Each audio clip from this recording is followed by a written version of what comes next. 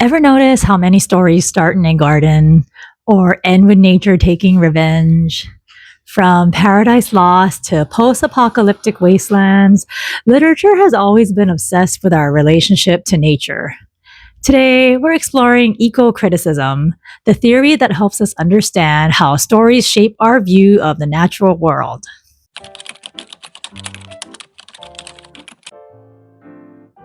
Hi, my name is Moana, and this is my reading buddy Spike.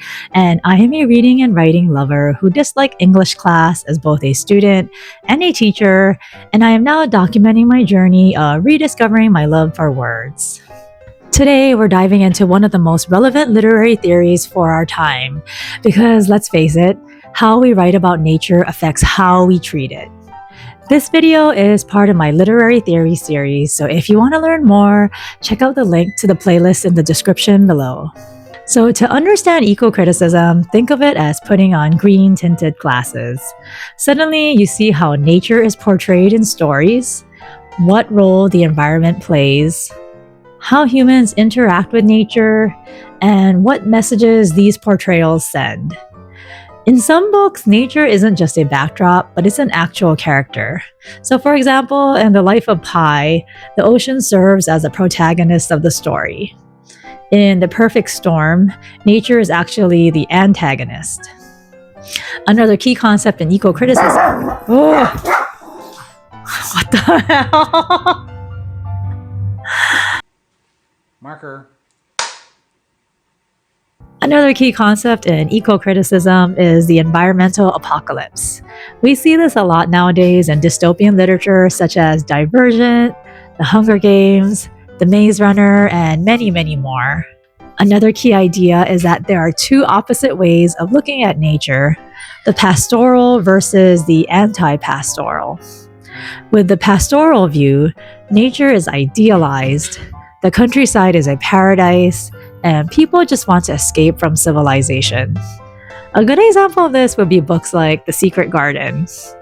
On the flip side, anti-pastoral novels convey nature's harsh reality with the dangers of the wilderness, just like Into the Wild. Some common themes to watch for would be the garden myth, which features Eden narratives, and perfect nature corrupted, as well as a return to paradise. An example would be The Hobbit, with how it shows the Shire versus the industrialized world. Another theme would be the wilderness versus civilization, which is basically the eternal struggle between urban development, untamed spaces, and progress versus preservation. An example of this would be Monkey Wrench Gang by Edward Abbey. We also have environmental justice stories that feature communities affected by pollution, indigenous land rights, climate refugees, and resource conflicts. An example would be Solar by Ian McEwan. When reading with ecocriticism, we should ask questions like, how is nature portrayed?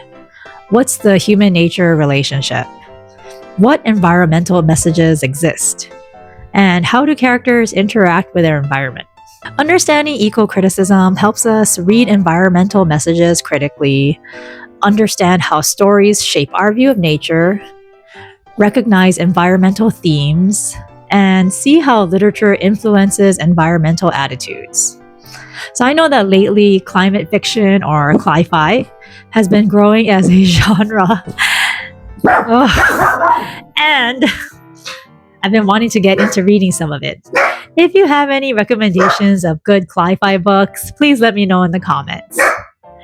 Next time, we will be talking about new historicism, where we explore literature in a historical context. Thank you so much for joining me for this video, and if you enjoyed it, make sure you hit that thumbs up button and subscribe to see more of my bookish content. Until next time, happy reading and see you soon. Bye!